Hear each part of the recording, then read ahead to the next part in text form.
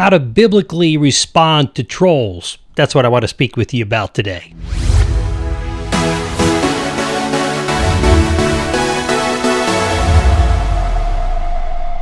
According to @thinline.org, in a post by Robin Bempel some years back, that's what it said. Lempel wrote that in a recent study in personality and individual differences showed that trolls are basically narcissists, psychopaths, and sadists, according to an online survey by YouGov.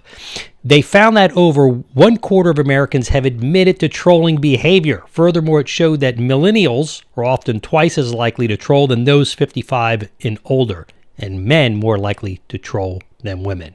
Today, I'm going to show you the truth about online trolls and provide you with 3 specific biblical responses that you can do with regard to these trolls in your life. And stick me to the end. I'm going to share with you how my community is fighting back and putting down big tech and eliminating trolls from our community. So greetings, everybody. My name is Stevie Garofalo. This is Reason for Truth. Truth comes first, the reasons come last, but we're always in constantly learning, because when we stop learning, we stop teaching, or at least stop teaching well. Before you get started, man, give that old Gazio Sinistra. Bam. Italian left hook. Subscribe button. Don't wait any longer to click that little alert bell. Germans got, listen, bell, well, they use a clock.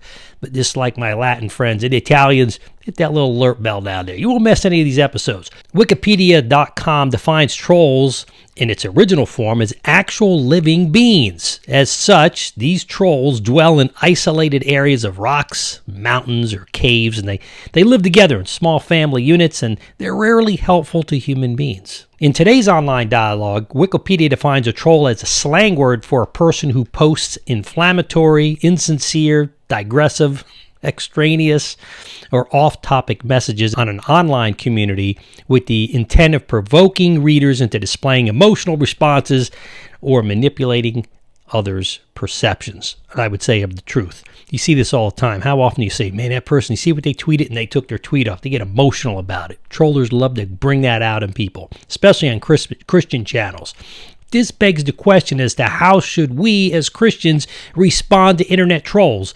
The internet trolls are very similar to the physical trolls of the past, right? Or the folklore of the past, but they're just as nasty, if not more so. So I have an ultimate solution, as well as 3 things that I'm going to tell you about in response that we can do to eliminate the trolls in your life. So let's just jump right in and start with number 1 first. Number 1 is that you don't or should not feed the trolls. Like you don't feed like the animals when you go in the wild. Don't feed the trolls.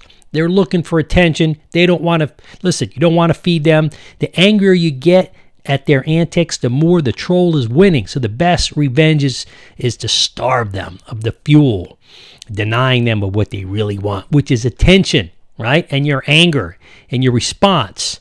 So what they really want is power. They want attention, and they want your reaction. And they want, because they don't like what you stand for usually. You have a choice not to respond. You could even block them if you like. So the Christian approach to trolls is listen, it's difficult because it requires not reacting with our defense mechanisms or anger, but in love. So as Christians, we can't control other people. 2 Timothy 1:7 says, "For the Spirit God gave us, do not make us timid, but gives us power, love, and self-discipline." Listen, folks, if we can do that, and we can have the power, God's power, it's going to give us that strength and the wisdom and knowledge. And listen, they don't have that. That's number 1. That's how you get the edge over the troll. Number 1. Number 2, second, listen, you can offer trolls some mercy. That's what I had a hard time with. I don't like giving mercy to trolls. But listen, let's see what the Bible says. Romans makes clear that we are not to take revenge on our enemies. I get that. Trolls included. Romans 12:17 says, "Do not repay anyone evil for evil. Be careful to do what is right in the eyes of everyone." And this is important.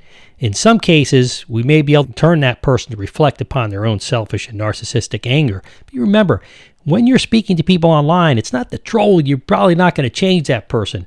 It's all the other people watching how you respond to them. I write about that in my book, Equipped: Basic Training for Apologetics and Evangelism. I want to check that out. See that on equippedacademy.com or on Amazon. Anyways, a little plug for that. But in most cases, the trolls are going to be so angry and so hateful that they don't really care. In a few cases, and showing mercy, it will work and have a positive turnaround. I've actually had that in my online experience. There's been a few times where I show them logically, hey, or said to them, hey, listen, you're the one, you're violating the guidelines for YouTube decency and respect, and we're not gonna tolerate that. They usually go quiet because you see, you just called them out on their own game. I don't know why more people don't do that. That's number two. Third, and finally, listen, if possible, you might apply a technical repellent, like a bug repellent, right? But a technical repellent, and trying to ban certain IP addresses in an effort to stop the troll from seeing or interacting with you personally, your group, or your forum.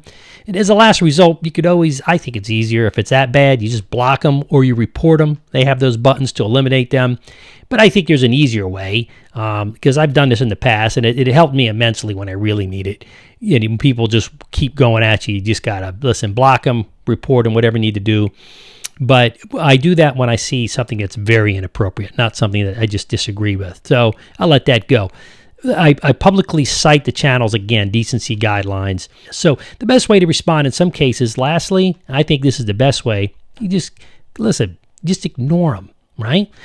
In conclusion, keeping trolls at bay is not always as easy, but it's possible. Trolls tend to drain us emotionally, frustrate our very efforts to do good and provide quality content online. But in an open online and free environment such as the internet, this can be very difficult. It really can, to keep the peace on your channel and keep your credibility as a speaker and as a channel and what you stand for. And in the end, you should keep in mind one simple truth, which is that trolls can't bother you. And I think this is key. They can't bother you without your permission. So if you don't let them, you starve them like a wildfire being starved of oxygen. You ever seen these fires where there's oil and gas, like you go on an airport, right? They don't put down water, they put down foam because it smothers even that jet fuel and the chemicals. No oxygen, no fire. Nothing repels non-Christian, sneaky, and I guess Christian, sneaky, slimy troll monsters like being ignored. That's what I like doing, and that's what I do most of the time. Proverbs 15:1 says this: a soft answer turns away wrath, but a harsh word stirs up anger. Listen, bots are fools, and responding to them with harsh words is foolish. So let's not fight fire with fire, but with God's wisdom. Ephesians 4:31 says, let all bitterness and wrath and anger and clamor and slander be put away from you, along with malice. Let's not get bitter over bots, but deal with them in the rightful way. Not in anger, but with God's wisdom. And lastly, let's keep in mind that it's not the bot that we're speaking to, but we're really, again, speaking to the worldwide audience who's tuned into our channel and our platform. We don't want to let that go. Proverbs 17:28 perhaps offers, though, the best wisdom on bots in reminding us this: even fools are thought wise if they keep silent and discerning, if they hold their tongues. That's what we need to do. Listen, silence leaves the person behind the bot holding the bag of their own words. And in the end, the self-destructive, viral nature of their own words reflects back on them. Not on us, not on you, not on your channel, but it reflects back on them in the absence of your response. So remember that today's trolls are simply actually beings in a technical format. An environment. Like days of old, they now dwell in virtual isolated areas similar to these rocky mountains, these electronic mountains, these electronic caves found all over the internet. They're rarely helpful to human beings, and they come from all over the world. Most notably, they come for us. And as Wikipedia stated, they're almost never Christianized. But in the end, these fools are people who post inflammatory, insincere, digressive and off-topic messages in our online communities, and they come in with malintent, and they try to provoke us and our followers and displaying negative emotional responses, all the while manipulating the perceptions of all of those around us. So as I promised, listen, what can we do to avoid these trolls? Well, I'm going to give you one big solution. You can join my Locals channel. You can do that. I put a link below, Stephen Garofalo at locals.com. And what do we do? Why did I start that up? It eliminates all the trolls, all the bots. You know what else it eliminates? I don't get scaled up or scaled down. I don't get censored.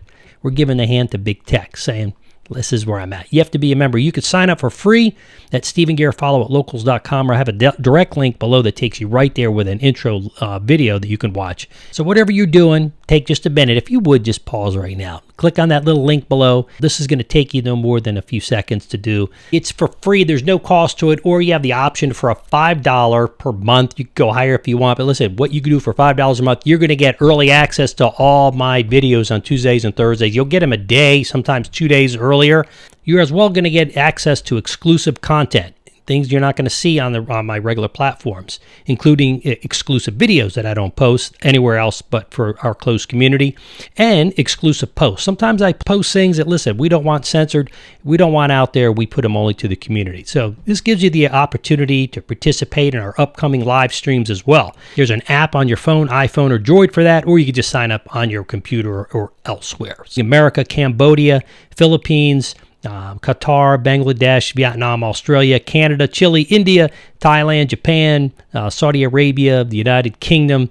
Listen, these folks are tuning in and listening. I want to encourage all of y'all, take a step more and sign up on locals.com. You're going to get this early. You're going to get other stuff, and I want to see you over there because I look forward to interacting. So I invite you right now, click on the link below, join the channel. You won't be disappointed. As always, thank you for tuning in for another episode of Reason for Truth. I'm Steve Garofalo. This is your Reason for Truth for today.